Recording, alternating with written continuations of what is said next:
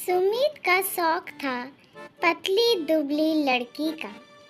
इसी चक्कर में न जाने कितनी लड़कियां देख ली थी, लेकिन उसे एक न भाया।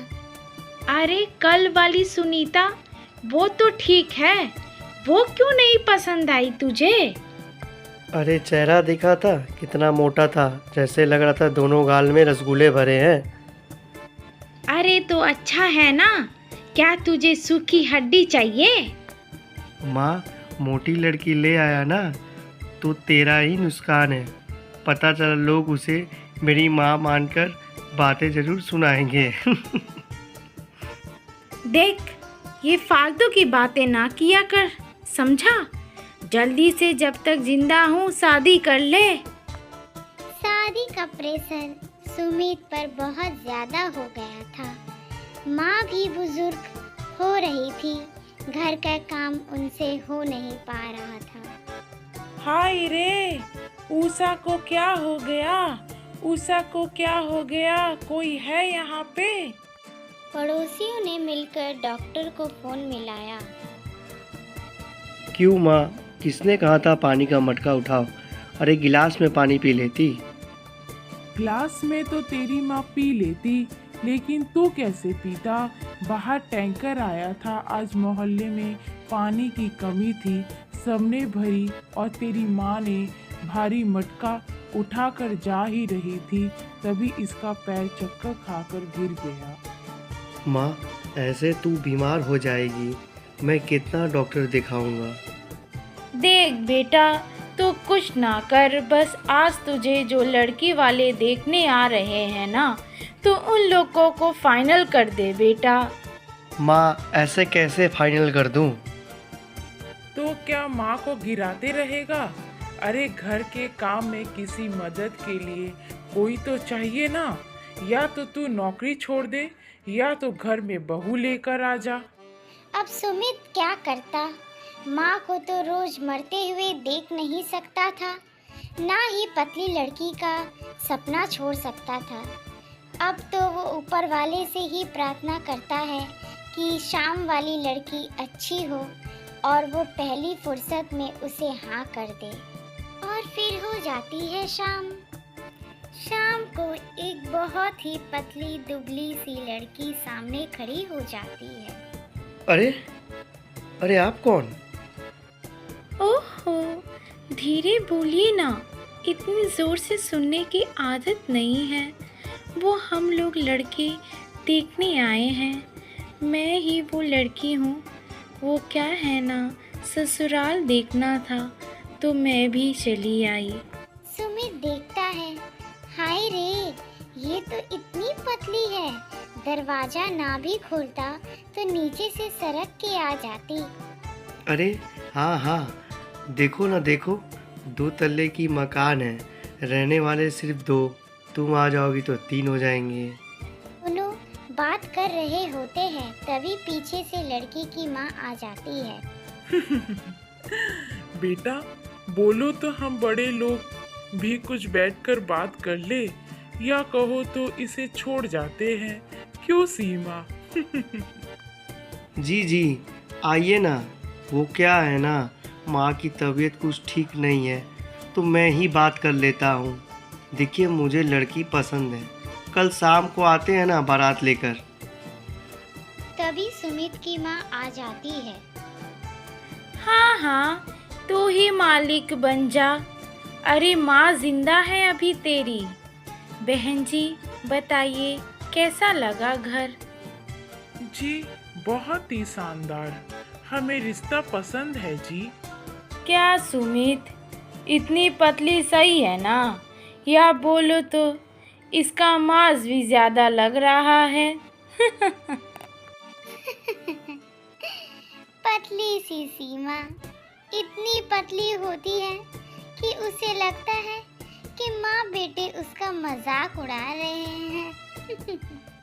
कैसी बात कर रहे हैं? मैं पतली नहीं हूँ, मैं फिट हूँ, फिट। चुप कर, बड़ी आई फिट वाली। अरे थोड़ा सा पंखा भी तेज कर दो, इसे पकड़ कर चलना होता है कि ये कहीं उड़ न जाए। बहन जी, मैंने सुना आप लोग को पतली लड़की चाहिए। अब इससे पतली मार्केट में मिल जाए तो मेरा नाम बदल देना। अब क्या, सुमित को पतली लड़की मिल गई और सीमा को बड़ा ससुराल, और हो जाती है इनकी शादी। अरे ओ सीमा, कहाँ है? उठी नहीं अभी तक? माँ, वो सो रही है, थक गई है ना। थक गई है? क्या किया जो थक गई है? माँ, वो सोने से थक जाती है। कह रही थी सोना भी तो काम है, लेटे लेटे थकावट आ गई है। तभी सीमा उठकर आती है। बेचारी थकी हारी सी सीमा देखकर सास पूछती है, क्या हो गया बहू, सब ठीक तो है ना? माँ जी, वो क्या है ना, कमर में दर्द हो जाता है लेटे लेटे। अरे तो वॉक कर लिया कर। माँ जी, वो क्या है ना, वॉक करने से पैर में दर्द होते हैं। हाँ, शरीर में मांस ही नहीं है, अंदर से कमज़ोर है बहू। खाने पीने में थोड़ा ध्यान दिया कर। नहीं माँ, खाने पीने में ध्यान देगी तो मोटी हो जाएगी। पर आप जानती हैं ना, मुझे मोटी लड़की बिल्कुल पसंद नहीं है। हाय रे, अरे कम से कम चलने लायक तो हो।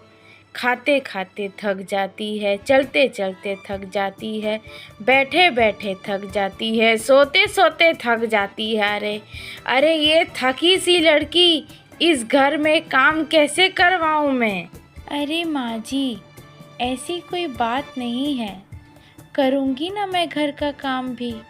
वो क्या है ना, मैं गैस जला दूँगी, अब पतीले रख देना, मैं सब्जी बैठकर किसी तरह काट ही लूँगी, आप ना खड़ी होकर चला देना बस।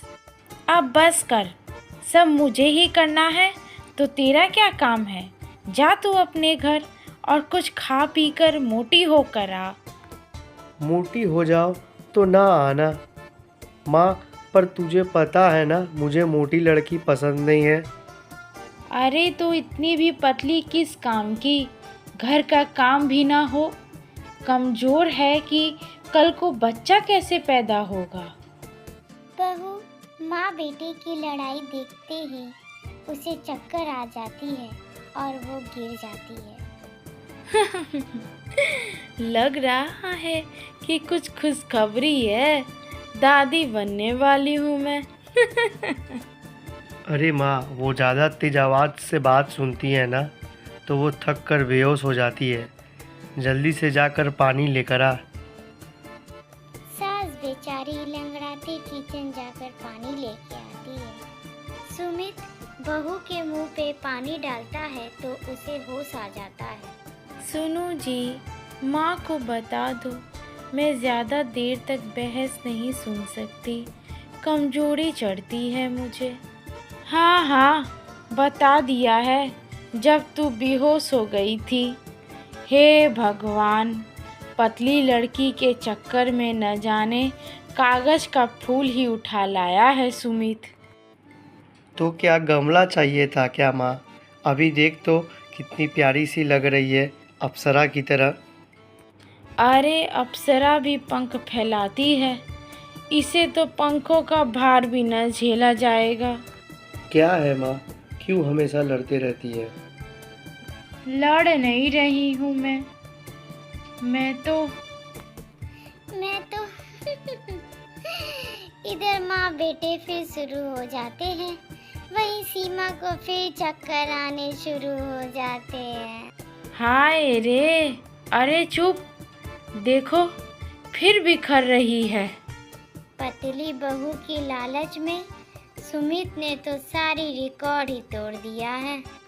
अगले दिन सुबह माँ, मैं ना सीमा को घुमाने ले जा रहा हूँ।